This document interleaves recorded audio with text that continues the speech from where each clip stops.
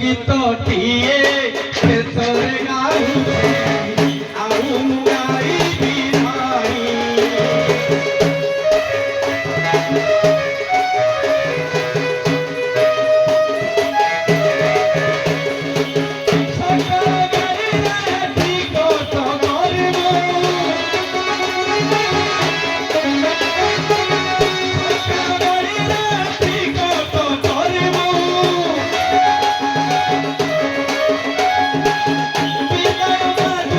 Bye.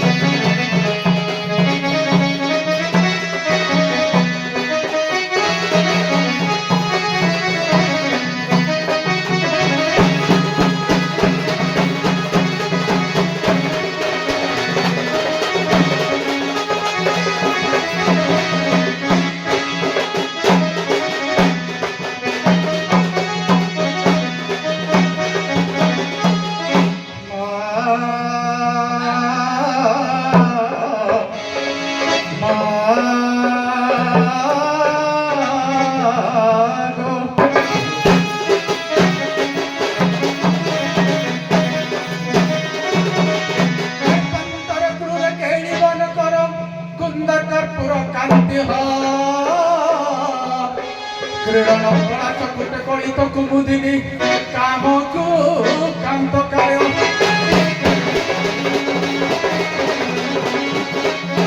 काल क्रीडन कलित कल कल कलत्रह कालंदी माल कंठ कौशलम कपि कपाळि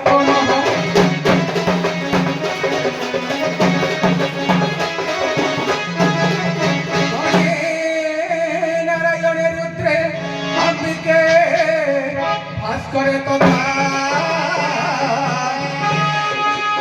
भिन्न भिन्न कर्तव्य ठाकुरे पंचदेव नमस्तुते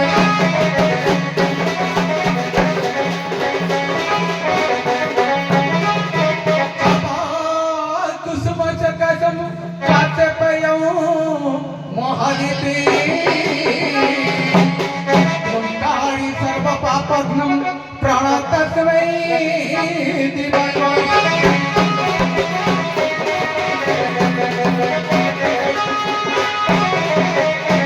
हसाई रातिरो ओरा परदाती हसी हसी रवि आसई उई हसी हसी रवि आसई हुई सुने लिया हसाई दिए से बड़ मिलनई पहाड़ हुई बड़ मिलनई पहाड़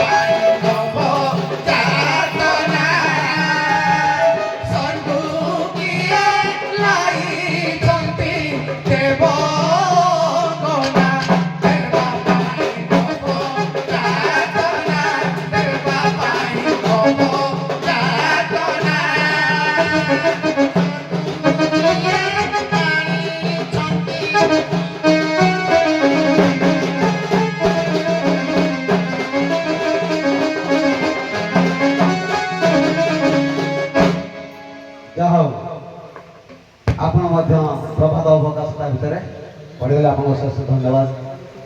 ଆଜି ସମୟ ବହୁତ ହେଇଗଲା, ମାନେ ମୋ ଷ୍ଟେଜ୍ ଏତେ ସମୟ ହୁଏନି। ସାର୍ କେତେବେଳେ ଆମେ ଯାଇକି ପହଞ୍ଚିବୁ? ହଁ, ସେଇଟା ତ ଆପଣ କରାଯାଇପାରିବ ନାହିଁ। ଆଜି ମୁଁ ପରିଚାଳକ ଗ୍ରୁପର ମିଟିଂ ରହୁଛି, ତାକୁ ବାତିଲ କଲି। ଆଚ୍ଛା, ହଉ, ଆମେ ଗୋଟିଏ ଛୋଟିଆ ପ୍ରଶ୍ନ ଦେବା। ପ୍ରଶ୍ନଟି ଆପଣଙ୍କୁ ବିଦାୟ କରିବା। ବହି ହେଲା ସେହି ନୃସିଂହ ପୁରାଣ। କେଉଁ ରାଜା ପ୍ରଜାମାନଙ୍କୁ ଧନ ମାଗିବାରୁ ତାଙ୍କ ଦେହରେ ଚର୍ମ ଉକୁଣି ହୋଇଗଲା? କେଉଁ ରାଜା ପ୍ରଜାମାନଙ୍କୁ ଧନ ମାଗିବା ଦ୍ୱାରା ତାଙ୍କ ଦେହରେ ଚର୍ମ ଉକୁଣି ହୋଇଗଲା? ବିରୁପାକ୍ଷ ରାଜା। ବିରୁପାକ୍ଷ ରାଜା। ସେମ୍ ପ୍ରଶ୍ନ। ସାର୍ ମୋର ଯେହେତୁ ଦ୍ୱିତୀୟ ପାଳି ପଡୁଛି, ଭାଇ ତ ଯାହା କହିବ ପାଳିଆ ଧରିକି ବିରୁପାକ୍ଷ ରାଜା, କିନ୍ତୁ ଅନୁମାନ ରାଜାଙ୍କର ନାଁ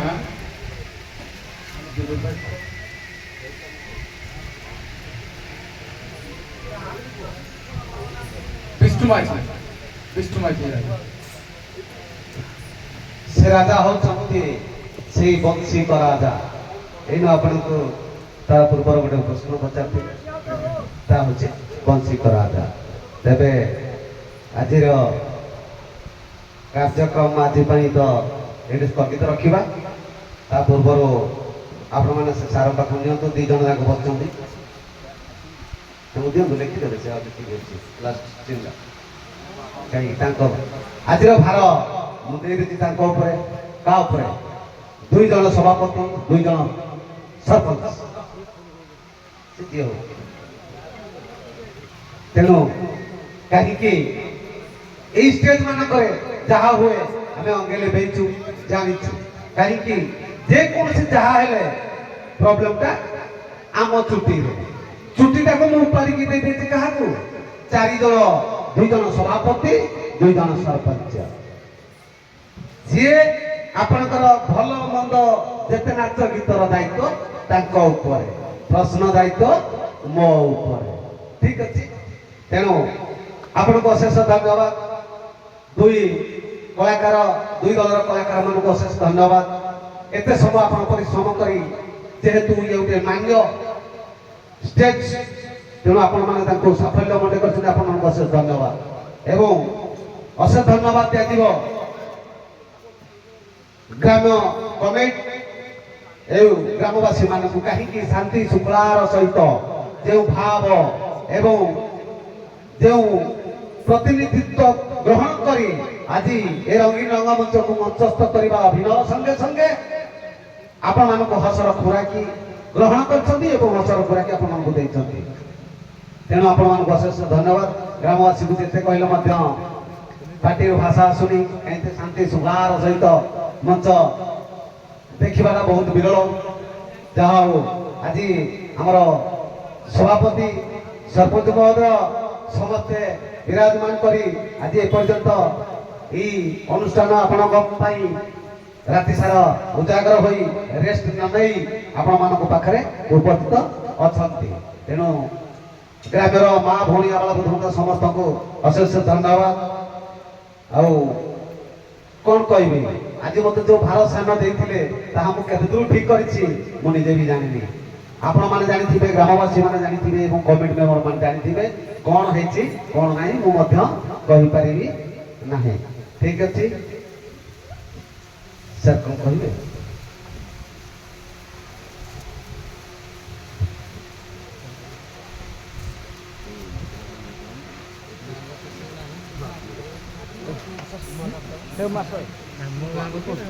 ଜୟ ଜଗନ୍ନାଥ। ଦ୍ୱାଦଶ ବର୍ଷର ମଞ୍ଚ ଆପଣମାନେ ସମସ୍ତେ ଜାଣିଥିବେ। ହୁଏତ ଏଇ ମଞ୍ଚକୁ ଆପଣମାନଙ୍କ ଭିତରୁ ଯେ ନୂଆକି ଆସିଥିବେ ବୋଧେ, କିନ୍ତୁ ଅନେକ ଚିହ୍ନା ମୁହଁ ଏ ମଞ୍ଚରେ ଆଗରୁ କଳା ପ୍ରଦର୍ଶନ କରି ଯାଇଛନ୍ତି। ଆଉ ଗହଁଦିଆ ମଞ୍ଚ କ'ଣ ସେମାନେ ଭଲ ଭାବରେ ଜାଣିଛନ୍ତି। ତ କିଏ ନୂଆକି ଆସିଥିବେ, ତ ଆମ ଚେଷ୍ଟା ଯେ ଆମେ ଏ ଲୋକ କଳାକୁ ବଞ୍ଚେଇବା ପାଇଁ ଆମେ ଗୋଟେ ଛୋଟିଆ ପ୍ରୟାସଟେ କରିଛୁ। କେବଳ। ତ ଆମ ଅଞ୍ଚଳର ଲୋକମାନଙ୍କ ଠାରୁ ଆମେ କିଛି ସାହାଯ୍ୟ ଭିକ୍ଷା କରୁ। ତ ସହିତ ଏ ଅନୁଷ୍ଠାନକୁ କିଭଳି ଭଲ ଭାବରେ ସମସ୍ତଙ୍କ ଆଗରେ ପହଞ୍ଚେଇବା ଆମର ଲକ୍ଷ୍ୟ। ତ ଏଇ 10 ବର୍ଷ ଭିତରେ ମୁଁ ମୋ ନିଜର ବ୍ୟକ୍ତିଗତ ଯାହା ଏକ୍ସପିରିଏନ୍ସ ମୁଁ ସେଇଥିରୁ କିଛି କହୁଛି, କାରଣ ବୟସରେ ହୁଏତ ବହୁତ କଳାକାରଙ୍କ ଠାରୁ ମୁଁ ବହୁତ ସାନ, ତଥାପି ଅନୁଷ୍ଠାନର ଯେହେତୁ ମୁଁ ଭାର ସମ୍ଭାଳିଛି, 10 ବର୍ଷ ଭିତରେ ମୁଁ ଅନେକ କଳାକାରଙ୍କୁ ଦେଖିଛି। ନାଚ, ଗୀତ, ତାଳ, ଲୟ ଏସବୁକୁ 10 ବର୍ଷ ଧରି ଆମେ ପରଖି ଅଛୁ। ତ ଆନନ୍ଦ ଲାଗେ ଯେ ଗୋଟେ କଳାକାର ରାତି ଅନିଦ୍ରା ହେଇ ଏତେ ଜ୍ଞାନ ଆପଣମାନଙ୍କ ଭିତରେ ଅଛି, ଯାହା ଆପଣମାନେ ଦର୍ଶକଙ୍କ ଆଗରେ ବଖାଣୁଛନ୍ତି। ତ ଗୋଟେ କଳାକାର ହବା ଏତେ ଛୋଟ କଥା ନୁହଁ। ସମସ୍ତେ ଭାବନ୍ତି ହଁ କ'ଣ କରୁଛି କ'ଣ ନାହିଁ ଏମିତି, କିନ୍ତୁ କଳାର ମୂଲ୍ୟ କୋଉଠି? ସ୍ୱୟଂ ନଟରାଜ ପ୍ରଭୁ ଶିବଶଙ୍କର ଜଣେ ତାଙ୍କର କଳା ଉତ୍ପତ୍ତି ହେଇଥିଲା। ଶିବଶଙ୍କର ହିଁ ନିଜେ ନଟରାଜ ରୂପରେ କଳାକୁ ବିକଶିତ କରିଥିଲେ। ତେଣୁ ତାଙ୍କର ସେଇ କିଞ୍ଚିତ ମାତ୍ର କଳା ଯେଉଁମାନଙ୍କ ଭିତରେ ଅଛି, ସେ ଆଜି ଯେଉଁ ଜାଗାରେ ବି ଠିଆ ହେଇପାରିଛନ୍ତି। ଦୀର୍ଘ 3 ଦିନ ଧରି କାର୍ଯ୍ୟକ୍ରମ ଚାଲିଥିଲା। ତ ଦୁର୍ଭାଗ୍ୟବଶତଃ ଆସନ୍ତା ରାତିରେ ବନ୍ଦ ଥିଲା, ଯେହେତୁ ବର୍ଷା ହେଇଥିଲା।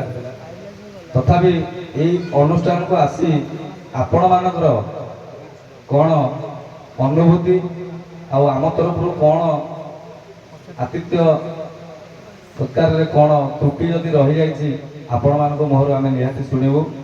ଟିକେ ଆଗକୁ ପଳେଇ ଆସନ୍ତୁ। ତ ନିହାତି ଆପଣଙ୍କ ଠାରୁ ଆମ ଅନୁଷ୍ଠାନ ବାବଦରେ ଆମେ ଜାଣିବାକୁ ଚାହୁଁଛୁ। ଫଳାଫଳ ତ ନିହାତି ଘୋଷଣା କରାଯିବ। ତ ସହିତ ଆମେ ଆପଣଙ୍କ ମୁହଁରୁ କିଛି ଶୁଣିବା ପାଇଁ ଚାହୁଁଛୁ। ପ୍ରଥମେ ଗନ୍ଦିଆର ଗ୍ରାମବାସୀମାନଙ୍କ ପାଦ ତଳେ ଅନନ୍ତ କୋଟି ପ୍ରଣାମ। କାହିଁକି? ଜନସମୁଦ୍ର ଜନଗହଳିରେ ବହୁତ ମଞ୍ଚରେ ବିଶୃଙ୍ଖଳା ଥାଏ। ତେଣୁ ଯେହେତୁ ଶୃଙ୍ଖଳିତ ହୋଇ ଏଇ ମଞ୍ଚ ନୂଆ ନୁହେଁ, ଅନେକ ଥର ଆସି ନୃତ୍ୟ ପରିବେଷଣ କରିଛୁ। ଶାନ୍ତି ଶୃଙ୍ଖଳା ପରିବେଶ, ଆଚାର ବ୍ୟବହାର, ବିନୟ, ବିଦ୍ୟା, ଦୟା, এই নবরত্ন গ্রাম গন্দিয়া গ্রামবাসীଙ୍କ ନିକଟରେ କଳାକାର ହିସାବରେ ଆପେ ଆପେ ନତମସ୍ତକ ହୋଇଯାଉଛି। ତେଣୁ ଆପଣମାନଙ୍କର ଆଚାର ବ୍ୟବହାର ଉତ୍ତମ, ସୁନ୍ଦର, ଅତି ସୁନ୍ଦର, ଅତି ସୁନ୍ଦର। ବେଶୀ ଆଉ କହିବାକୁ ସମୟ ନାହିଁ, ଏତିକି କହି ମୋର ବକ୍ତବ୍ୟ ଶେଷ କରୁଛି।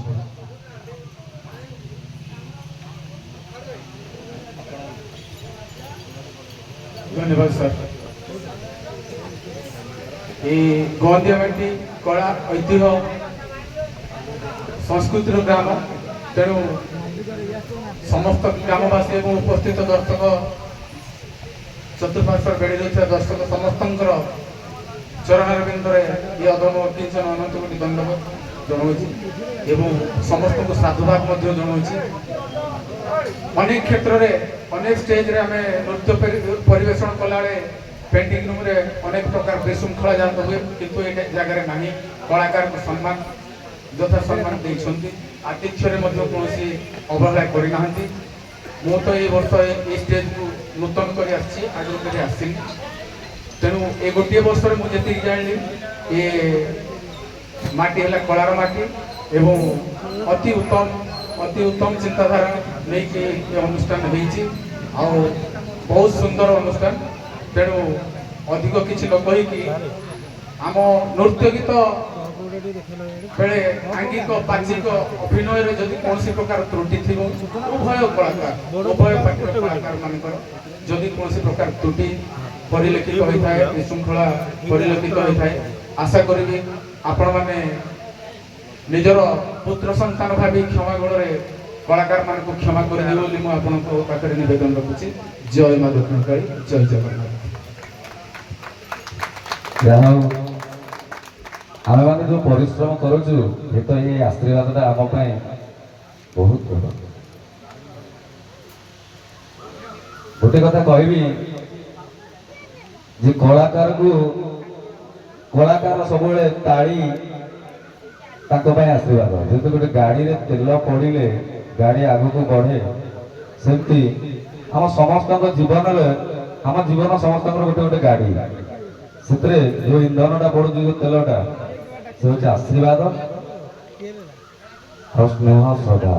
ଯଦି ମଣିଷ ଜୀବନରେ ସମସ୍ତଙ୍କର ଆଶୀର୍ବାଦ ସ୍ନେହ ଶ୍ରଦ୍ଧା ନଥିବ ଆମ ମଣିଷ ଜୀବନର ଗାଡ଼ି ଆଗକୁ କେବେ ବଢ଼ିପାରିବ ନାହିଁ। ତ ଆମେମାନେ ଆପଣମାନଙ୍କ ଠାରୁ ମଧ୍ୟ ସେଭଳି କିଛି ଆଶୀର୍ବାଦ ପାଇ ଦିନ ରାତି ଏକ କରିବା ପାଇଁ ଆମେମାନେ ପଛଉ। ତ ଆମ ଅନୁଷ୍ଠାନର ସମସ୍ତ ସଦସ୍ୟମାନେ ଯେଉଁମାନେ ଏହି କାର୍ଯ୍ୟକ୍ରମରେ ସକ୍ରିୟ ଅଂଶଗ୍ରହଣ କରିଛନ୍ତି, ନିଜ ପକେଟରୁ ନିଜ ପେଟରୁ କିଛି କାଟି ଅନୁଷ୍ଠାନକୁ ଦିଅନ୍ତି, ତା ସହିତ ପରିଶ୍ରମ କରନ୍ତି। ପରିଶ୍ରମ ଭିତରେ ବାସନ ମାଜିବାଠୁ ଆରମ୍ଭ କରି ମଞ୍ଚ ପରିଚାଳନା ପର୍ଯ୍ୟନ୍ତ ବିଭିନ୍ନ କ୍ଷେତ୍ରରେ ସମସ୍ତଙ୍କର ସହଯୋଗରୁ ଅନୁଷ୍ଠାନଟି ଗଢ଼ି ଉଠେ। ଆଉ ହାର ଜିତ ବାବଦରେ କହିବି, ଆମ ସମସ୍ତଙ୍କ ଜୀବନରେ ଆମେ କେବଳ ହାରିଛେ, କେବେ ଜିତିନେ। ଆଜି ପର୍ଯ୍ୟନ୍ତ କେହି କେବେ ଜିତିନା। କେତେବେଳେ ଜିତିବା ଜାଣିଛନ୍ତି? ଯେତେବେଳେ ଆମେ ମୃତ୍ୟୁକୁ ବିଜୟ କରିବା ସେତେବେଳେ ଆମେ ଜିତିବା। କାରଣ ଆମେ ସମସ୍ତେ ଏ ଦୁନିଆ ରଙ୍ଗମଞ୍ଚକୁ ଆସିଛେ କେବଳ ଅଭିନୟ କରିବା ପାଇଁ। ନିର୍ଦ୍ଦେଶକ ସ୍ୱୟଂ ଭଗବାନ। ଆମେ ଆମ ହିସାବରେ ଆମେ କିଛି କଳା ଦେଖାଉଛେ। ଯେତେବେଳେ ଆମେ ଏ ଦୁନିଆ ଛାଡ଼ିବା ସେତେବେଳେ ଆମେ କିଏ ବିଜେତା ଆଉ କିଏ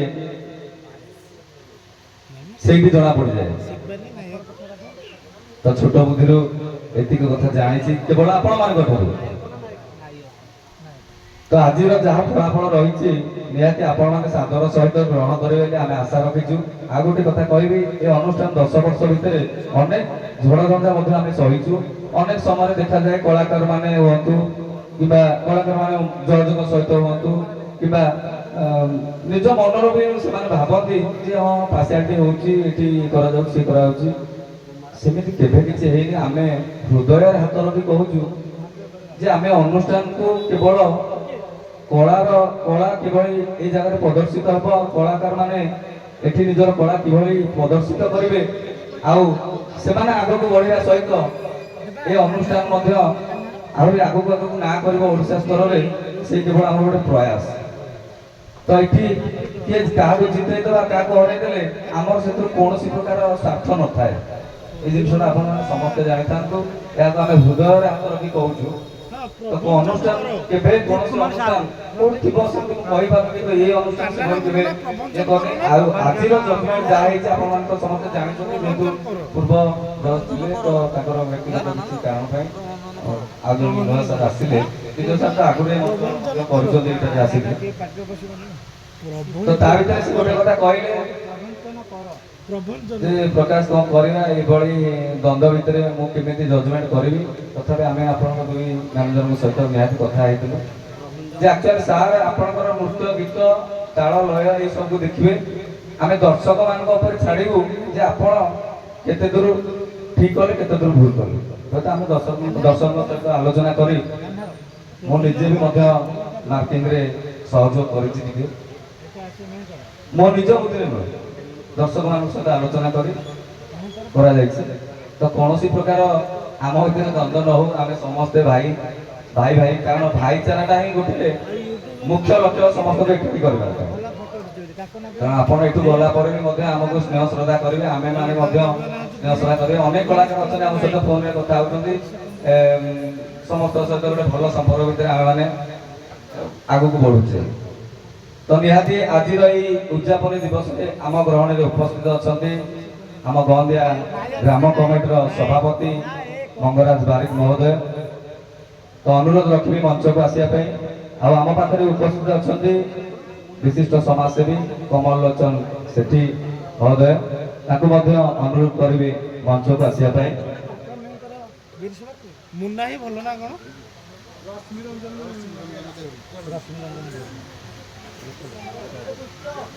ତ ଆମେ ଦୁଇ ଦଳକୁ ସିଲ୍ ଦେବା ସହିତ କିଛି କଳାକାରଙ୍କ କଳାକୁ ମଧ୍ୟ ସମ୍ମାନ ଜଣାଇ ଭଲ ପ୍ରଦର୍ଶିତ କରୁଥିବା କଳାକାର, ଆମ ମନର କଥା ନୁହେଁ, ଏଇଟା ଦର୍ଶକମାନଙ୍କର ମନର କଥା। ତ ସେମାନଙ୍କଠୁ ଯାହା ଆମେ ଇଏ କରିଛୁ, କେଉଁ କଳାକାର ଆକ୍ଚୁଆଲି ଭଲ କରିଛନ୍ତି, ଆପଣମାନଙ୍କ ହୃଦୟ କେତେ ସ୍ପର୍ଶ କରିଛି, ତ ତାଙ୍କଠାରୁ ସଂଗ୍ରହ କଲା ପରେ ତ ଆମ ତରଫରୁ ଛୋଟିଆ ମାନପତ୍ରଟିଏ ଆପଣଙ୍କ କଳା ଜୀବନକୁ ଆଗକୁ ବଢ଼ିବା ପାଇଁ ଗୋଟେ ନିହାତି ଗୋଟେ ଖୋରାକ ଯୋଗାଇବ ବୋଲି ଆମେ ସମ୍ମାନିତ ମଧ୍ୟ କଳାକାର, ବ୍ୟକ୍ତିଗତ ହିସାବରେ କଳାକାରଙ୍କୁ ମଧ୍ୟ ସମ୍ମାନିତ କରିବୁ।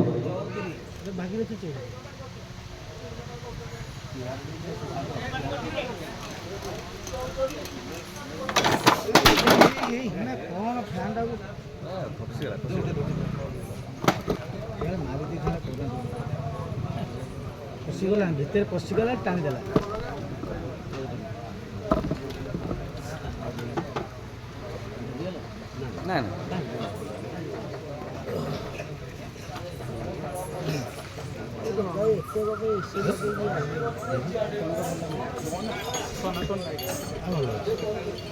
ଆମ ଅନୁଷ୍ଠାନର ମୁଖ୍ୟ ପରିଚାଳକ ଯାହାଙ୍କର ନିର୍ଦ୍ଦେଶରେ ସଦାସର୍ବଦା କାର୍ଯ୍ୟ କରାଯାଏ, ଅନୁରୋଧ ରଖିବି ଦାଶରଥୀ ସ୍ୱାଇଁ ମହୋଦୟଙ୍କୁ ଏବଂ ଆମର ନବୀନ ମହାରଣା ମହୋଦୟଙ୍କୁ ଏବଂ କାଳନ୍ଦୀ ଦେହୁରୀ ମହୋଦୟଙ୍କୁ, ସେ ମଧ୍ୟ ମଞ୍ଚକୁ ଆସିବେ।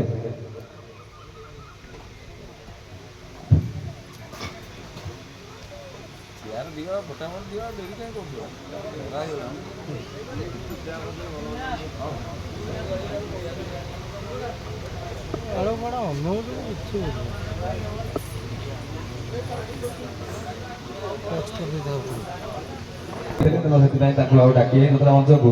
ଅନୁରୋଧ ରଖିବି ଇନ୍ଦ୍ରମଣି ଦାସ ବଡ଼ ଭାଇଙ୍କୁ ଆପଣଙ୍କୁ ସମ୍ମାନିତ କରିବା ପାଇଁ ମଞ୍ଚରେ ଅନୁରୋଧ ରଖିବି। ଇନ୍ଦ୍ରମଣି ଦାସ ମଞ୍ଚକୁ ଆସନ୍ତୁ।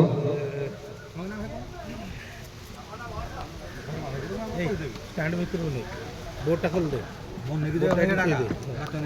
ଭୁଲିଯିବନି। ନାଇଁ ନାଇଁ ଅଙ୍କ ଭୁଲେଇଯିବ, ଷ୍ଟାଣ୍ଡ ଭିତରୁ କଳାକାର ମାନେ ଯେଉଁମାନେ ଭଲ କିଛି ପ୍ରଦର୍ଶିତ କରିଛନ୍ତି ତ ତାଙ୍କୁ କମିଟି ତରଫରୁ ସମ୍ମାନିତ କରାଯିବ ବୋଲି ମାନପତ୍ର ସହିତ ଆପଣଙ୍କର ଉଜ୍ଜଳ ଭବିଷ୍ୟତମୟ କାମନା କରିବା ନିହାତି ଆମ ଅନୁଷ୍ଠାନର କର୍ତ୍ତବ୍ୟ। ତ ସର୍ବପ୍ରଥମେ ପୁରୁଷ ଏବଂ ନାରୀ ଉଭୟଙ୍କୁ ବଛାଯାଇଛି। ବିଶ୍ୱନାଥ ନାୟକ, ଅକ୍ଷୟ କୁମାର ବେହେରା ନାରୀ ଚରିତ୍ରରେ। ବିଶ୍ୱନାଥ ନାୟକ ଏବଂ ଅକ୍ଷୟ କୁମାର ବେହେରା। ଅନୁରୋଧ ରଖିବି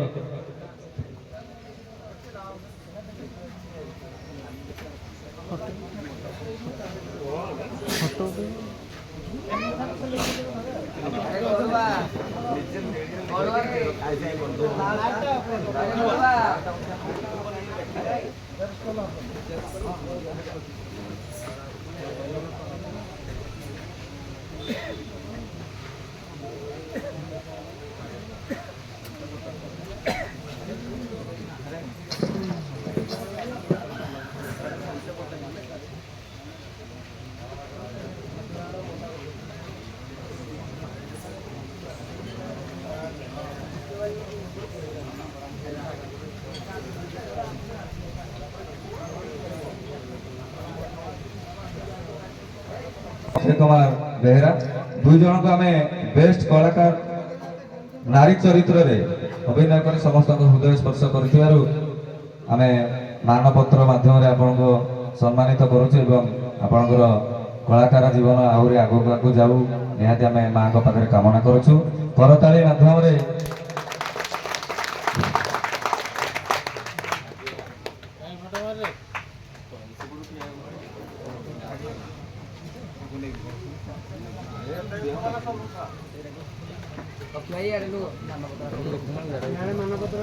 ଆରାମ ଧର, ଆରାମ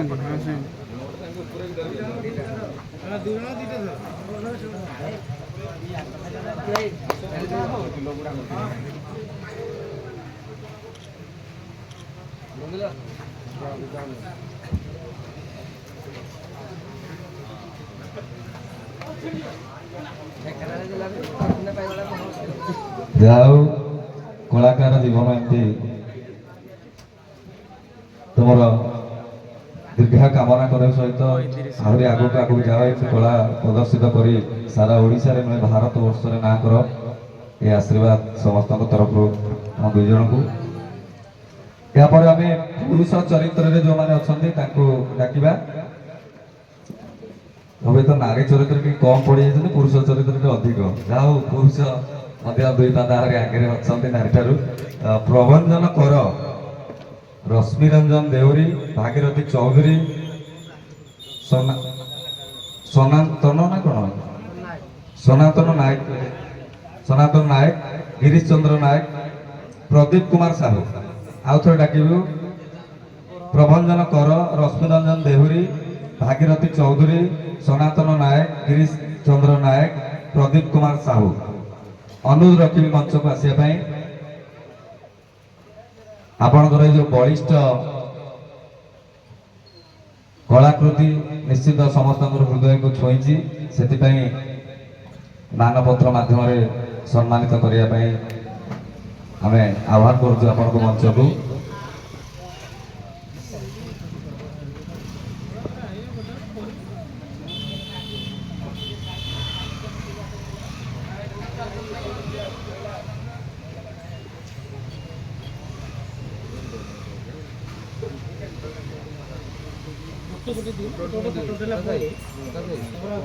ପ୍ରଭଞ୍ଜନ କର, ଆଗକୁ ଆସନ୍ତୁ।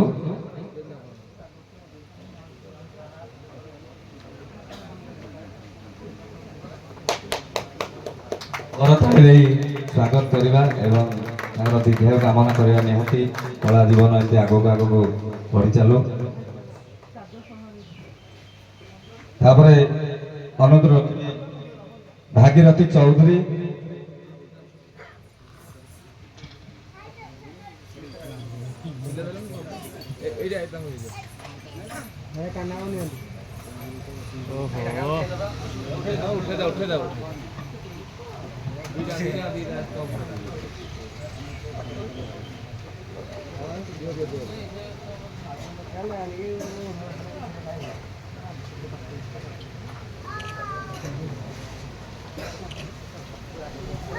ଏହାପରେ ଅନୁରୋଧ ରଖିବି ଭାଗୀରଥୀ ଚୌଧୁରୀ, ହଁ ସନାତନ ନାୟକ, ସନାତନ ନାୟକ ଅନୁରୋଧ ରଖିବି ମଞ୍ଚକୁ।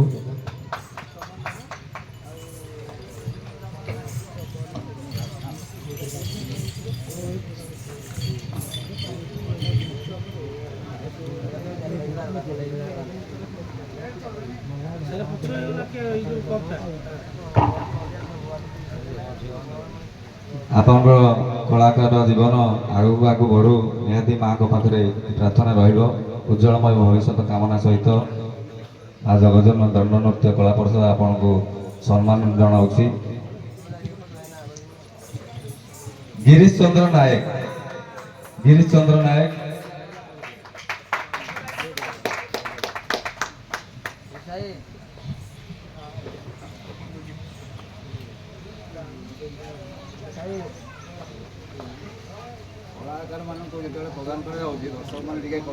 କରତାଳି ଦେଇ ସମସ୍ତେ ସ୍ୱାଗତ କରିବାକୁ ଉତ୍ସାହିତ କରିବା। କାରଣ ରାତି ଯାକ ମୁହଁରେ ପାଉଡର ମାରି ଅନିଦ୍ରା ରହି ଅନେକ ପରିଶ୍ରମ କରି ଆମ ମାନଙ୍କର ମନୋରଞ୍ଜନ କରୁଛନ୍ତି, ଆଉ କିଛି ଜ୍ଞାନ ଆମକୁ ଦେଇକି ଯାଉଛନ୍ତି। ନିହାତି କଳାକାର ଜୀବନ ଏତେ ଛୋଟ ନୁହଁ। ତ ଯେମିତି ଆମେ ଭାବୁଛେ ଗୋଟେ କଳାକାର ଅନେକ ଶାସ୍ତ୍ର ଜ୍ଞାନ ପାଇଲା ପରେ ଯାଇକି ମଞ୍ଚକୁ ଆସେ, ପାଦଦଣ୍ଡ ମଞ୍ଚକୁ ଆସିବା ଏତେ ଛୋଟ କଥା ନୁହଁ। ଏହାପରେ ପ୍ରଦୀପ କୁମାର ସାହୁ,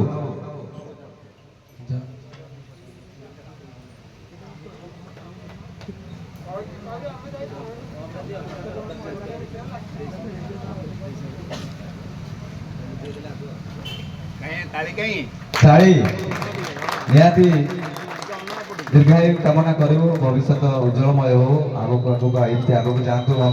କମିଟି ତରଫରୁ ଆପଣଙ୍କୁ ସମ୍ମାନିତ କରି ଆମେ ମଧ୍ୟ ବହୁତ ଆନନ୍ଦିତ।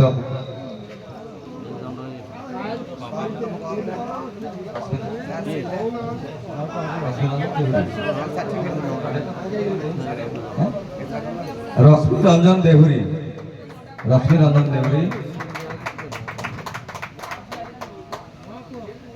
ନିହାତି ଉଜ୍ଜଳ ଭବିଷ୍ୟତ କାମନା କରିବା ସହିତ ଆହୁରି ଆଗକୁ ଆଗକୁ ଯାଅ, ଏ କାମନା ନିହାତି ମାଙ୍କ ପାଖରେ।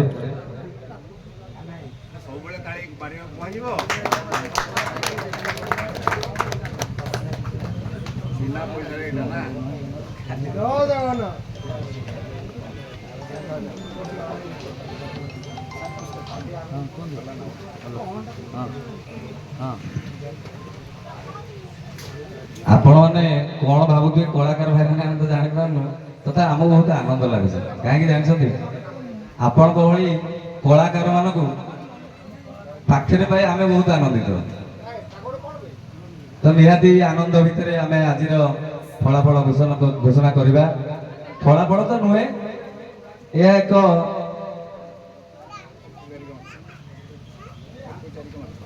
ଔପଚାରିକ ମାତ୍ର। କାହିଁକି ନା କଳାର ମୂଲ୍ୟ କେହି ଦେଇପାରନ୍ତିନି, ନା ତାକୁ ବିଚାର କଲା ବେଳେ କ୍ଷମତା ବି କାହା ପାଖରେ ନଥାଏ।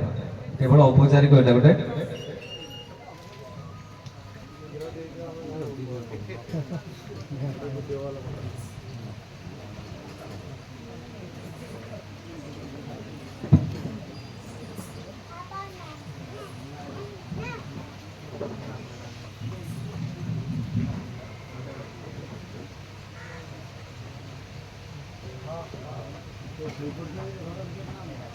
ବୋଧେ ଘୋଷଣା କଲାବେଳେ ମୋର ଟିକେ ଦେହ ହାତ ଥରିଲାଣି।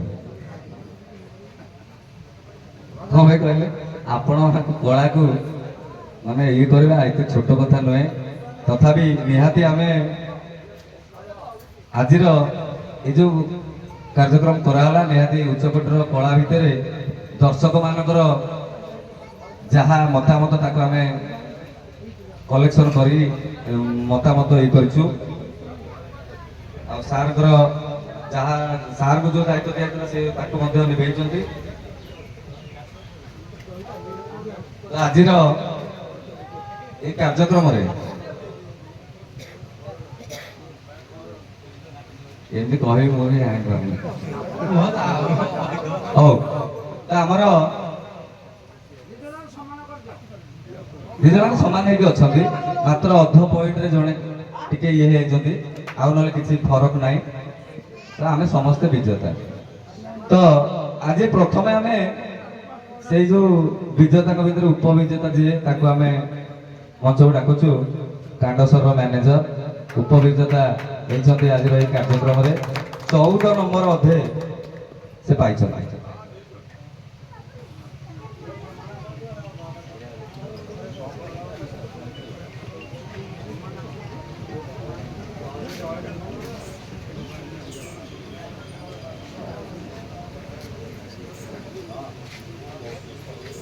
ସବୁ ଜିନିଷକୁ ତର୍ଜମା କରାଯାଏ।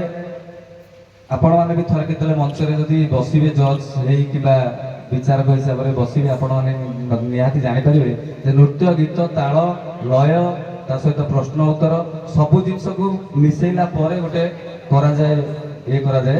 ତ ନିହାତି ଅନୁରୋଧ ରଖିବି ଆମର କାଣ୍ଡସରର ଉପବିଜେତା ଯିଏ ହେଇଛନ୍ତି ମଞ୍ଚକୁ ଆସିବେ।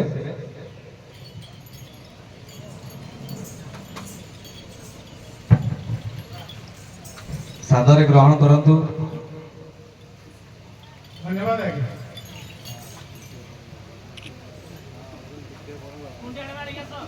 ଚଉଦ ନମ୍ବର ଅଧେ ଆପଣ ପାଇଛନ୍ତି, ସବୁ ତର୍ଜମା କରାଯାଇଛି।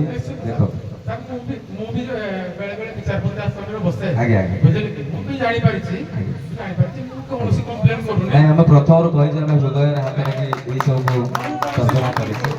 ଆଜ୍ଞା, କିଛି ନାହିଁ, କୌଣସି ପ୍ରକାର ମାନେ ଆଜ୍ଞା ଆଜ୍ଞା ଆଜ୍ଞା ଆପଣ କହୁଛନ୍ତି, ମୁଁ କହୁନି କିଛି ହେଇଛି ବୋଲି। ମୋ ହୃଦୟ ମାନେ ନିହାତି ନିହାତି ଏଇଟା ହିଁ ଗୋଟେ କଳାକାରର ମହାନ ହୃଦୟ ବୋଲି ଆମେ ଭାବିବା। କାହିଁକି ନା କଳା ସବୁବେଳେ ଉଚ୍ଚରେ, କଳା ସବୁବେଳେ ଉଚ୍ଚରେ। କାହିଁକି ନା ଆମ ଯାହା ପୂର୍ବରୁ ମୁଁ ଶୁଣିଥିଲି, ଆଜ୍ଞା ଆଜି ଠିକ ଅନୁଭବ କଲି ଏବଂ ମୋର ଟ୍ରଫିକୁ ଗ୍ରହଣ କଲି। ନିହାତି ଆଜିର ଏଇ ଏଇ ଯୋଉ କାର୍ଯ୍ୟକ୍ରମରେ ଆମର ଆଜି ଯୋଉ ଆନନ୍ଦ ବଜାର ଯେ ପ୍ରଥମ ହେଇଛନ୍ତି ତାକୁ ମଧ୍ୟ ଅନୁରୋଧ କରିବୁ ମଞ୍ଚକୁ। 15 ନମ୍ବର ପାଇଛନ୍ତି।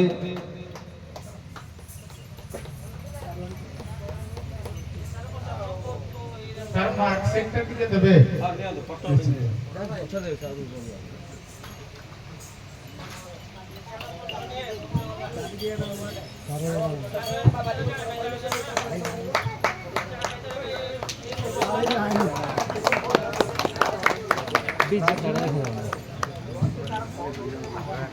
ଅଭୟ ସାର୍ ଆପଣଙ୍କୁ ମଧ୍ୟ ଧନ୍ୟବାଦ।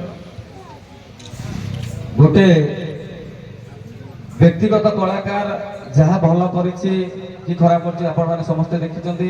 ତ ସହିତ ଦଳଗତ ବିଜେତା ଆଉ ଉପବିଜେତା ଏଇଥିରେ କରାଯାଏ ଯେ ଦଳଗତ ସମସ୍ତଙ୍କୁ ମିଶେଇକି ଯୋଉ ମାର୍କଟା ବାହାରେ ତାକୁ ଦଳଗତ ହିସାବରେ କରାଯାଏ। ଆଉ ବ୍ୟକ୍ତିଗତ ହିସାବରେ କିଏ ଭଲ କରିଛି କି ଖରାପ କରିଛି ନିହାତି ଦର୍ଶକମାନେ ଜାଣିଛନ୍ତି। ଆଉ ଦଳଗତ ହିସାବରେ ମାନେ ବିଭିନ୍ନ ପ୍ରକାର କୋଶ୍ଚିନ୍ର ଆନ୍ସର ଦେବା ଆଉ ସବୁ ଜିନିଷକୁ ତର୍ଜମା କଲା ପରେ ଦଳଗତ ହିସାବରେ ବିଜେତା ଉପବିଜେତା ସ୍ଥିର କରାଯାଏ, ଯାହା ଆଜି ଜଗଜ୍ଜନନୀ ଦଣ୍ଡନୃତ୍ୟ କଳା ପରିଷଦ କରିଛି। ତ ଆପଣମାନେ ସାଦରେ ଗ୍ରହଣ କରନ୍ତୁ ଏବଂ ଏହି ଅନୁଷ୍ଠାନକୁ ଆଶୀର୍ବାଦ କରନ୍ତୁ। ଏମିତି ଆପଣଙ୍କ ଆମେ ଛୋଟ ହୋଇ ଆପଣଙ୍କ ଭଳି ମହାନ କଳାକାରମାନଙ୍କୁ ଏଠାରେ ସମ୍ମାନିତ କରୁ। ନିହାତି ଆଜିର ଏହି କାର୍ଯ୍ୟକ୍ରମ ବାବଦରେ ଆମର ମୁଖ୍ୟ ଅତିଥି ଯିଏ ଅଛନ୍ତି ଅନୁରୋଧ ରଖିବି 2 ଶବ୍ଦ ରଖିବା ପାଇଁ।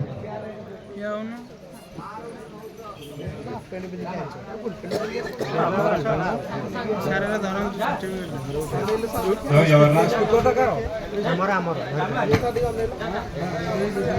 ଆଜି ମା ଜଗଜ୍ଜନନୀ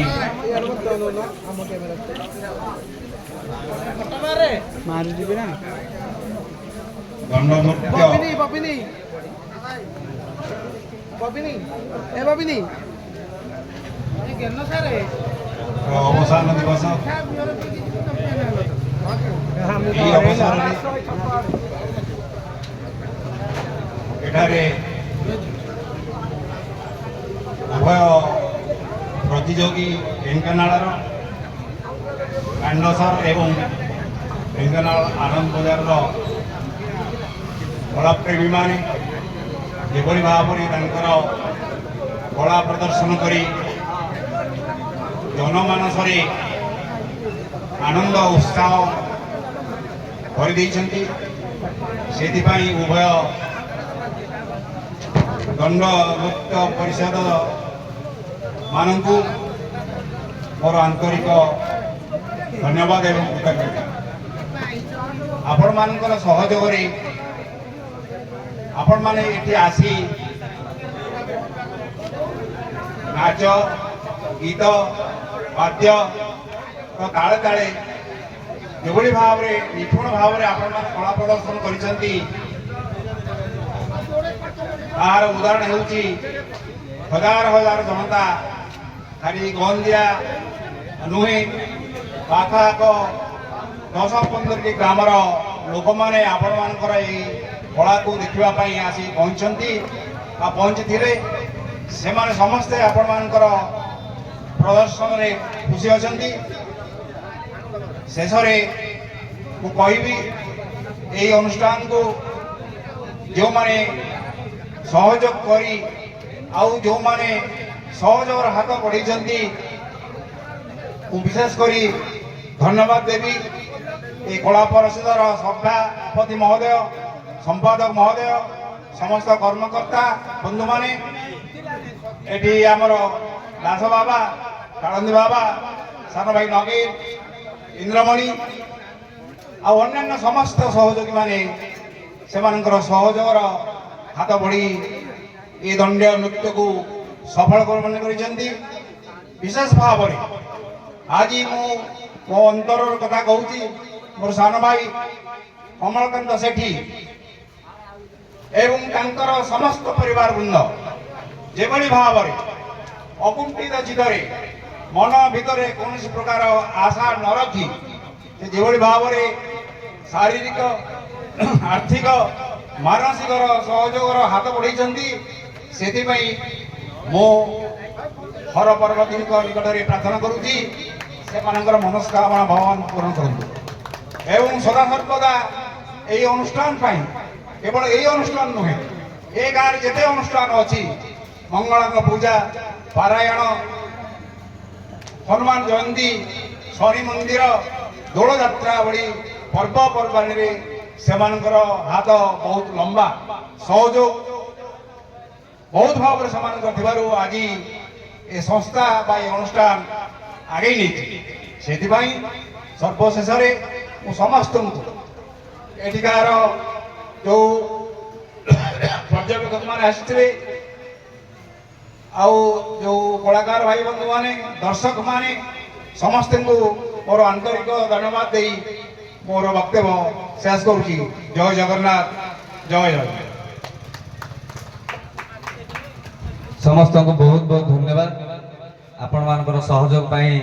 ଦ୍ୱାଦଶ ବାର୍ଷିକ ବାଦଦଣ୍ଡ ସମ୍ମିଳନୀ ଉଦ୍ଯାପନ ହୋଇଯାଇଛି। ଆଉ ଗୋଟେ କଥା କହିବି ଯେ এই ଗାଁରେ ଅନେକ ଅନୁଷ୍ଠାନ ଗଢ଼ି ଉଠିଛି, ଆପଣମାନେ ସମସ୍ତେ ଜାଣିଛନ୍ତି।